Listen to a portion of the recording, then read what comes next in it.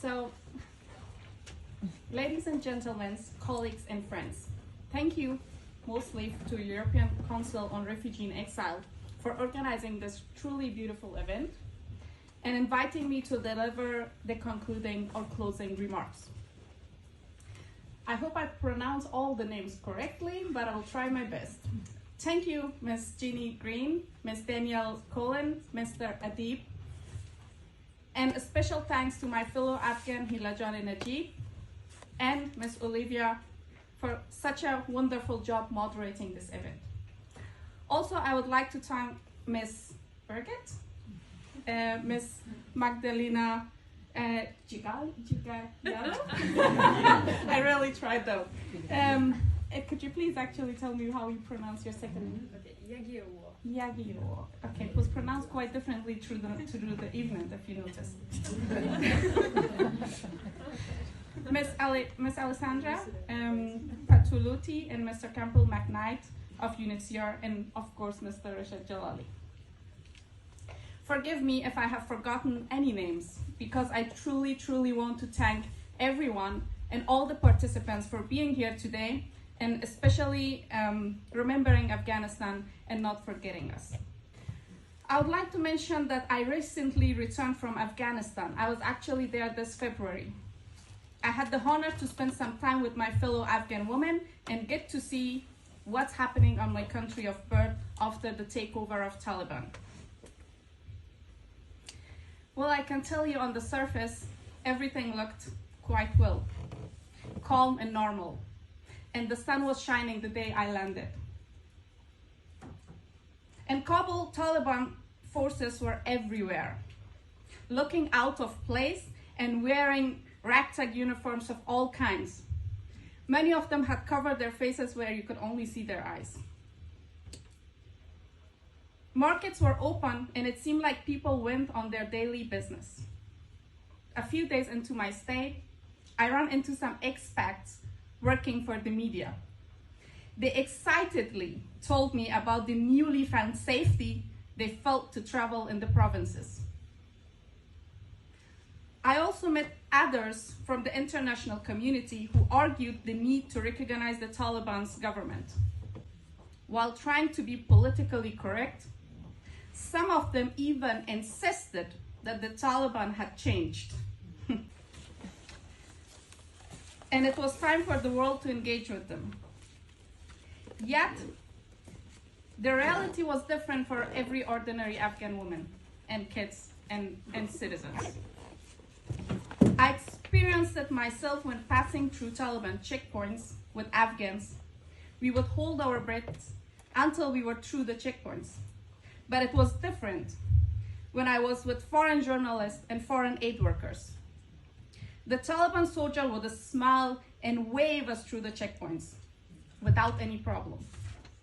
In Kabul, one could feel the sense of desperation, and as poverty was everywhere, and the feeling of unease and fear was truly palpable. This was especially evident among the brave Afghan girls and women I met. The women of Afghanistan were frightened, and you could see the pain they felt in their faces.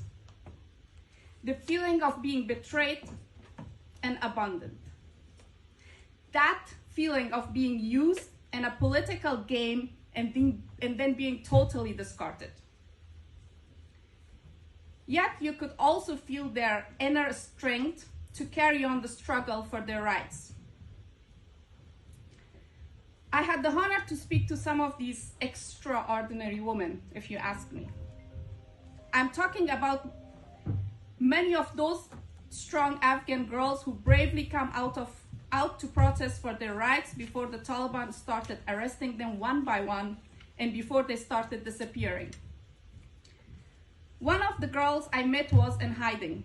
She had been on the forefront of Afghan women's protests before being arrested by the Taliban and then silenced. I can't tell you her name because she is still in Afghanistan, but I can tell you her story, which is truly terrifying. She told me that one day she had returned home from a protest for her basic human rights, for the right to work, for the right to education, and for the right to being recognized as human being. Just as the sun had disappeared behind the towering mountain which surrounded my beautiful Kabul, a bunch of armed Taliban, armed to the teeth, broke down the door of their modest home and burst in. They beat up her ailing old father and her teenage brother. The Taliban arrested all three and took them to what it seemed like a detention center. She was kept in an isolated cell for days, kept unaware of what's happening to her brother and her sick father. Days had passed before one of the militants showed up to her cell carrying a whip while holding onto his AK-47 Kalashnikov hanging from his shoulder. The Taliban tried to get a forced confession out of her. She was asked to publicly declare that the women's protests against the Taliban were organized by outsiders and she was just forced to join. She refused, despite being absolutely terrified. The armed Taliban left the room and shut the door, leaving her in the darkness of the night. The next day, the same armed Taliban reappeared, dragging this girl's father and teenage brother. She could see both her father and brother had been beaten, bruised, and visibly tortured. This time, the Taliban asked her to stop protesting, or her father and brother will never come back home. As much as she was willing to risk her own life to demand her right, she could not bring herself to risk the life of her brother and father. So she finally broke. The Taliban made her sign a document promising she would stop protesting. She put her signature on that paper to save the life of her father and brother. Today she's in Kabul feeling abandoned, betrayed, and stuck in the nightmare of the Taliban's rule. So friends, the story I told you is not just a tale. It's the reality of Afghan girls and women suffering quietly, yet standing strong. As I left Kabul, I made a promise to these brave women that I would do everything in my power to echo their voices and use every platform to make sure they're never forgotten, nor sacrificed for some political deal. So sorry if I'm going off topic here. Since the world's attention has shifted to the war in Ukraine, the Taliban have only stepped up the detention of women's rights activists, journalists, and have imposed harsher restrictions on Afghan women. So to those who may argue that the Taliban is a reality in Afghanistan and we should engage with them or even recognize their de facto government, I say fine. The Taliban militants are a reality in Afghanistan, but so were Hitler and Mussolini in Europe not long ago. So is Putin now in Russia. Is the world willing to recognize a regime which its core ideology is based on absolute suppression of women? To others who may argue that recognition of the Taliban's regime is one way to get the militant group to change its brutal treatment of women, I say, okay, look at the Taliban's history and the militant group's decision just yesterday to continue their ban on teenage girls from going to school. I hope that should give you enough insight.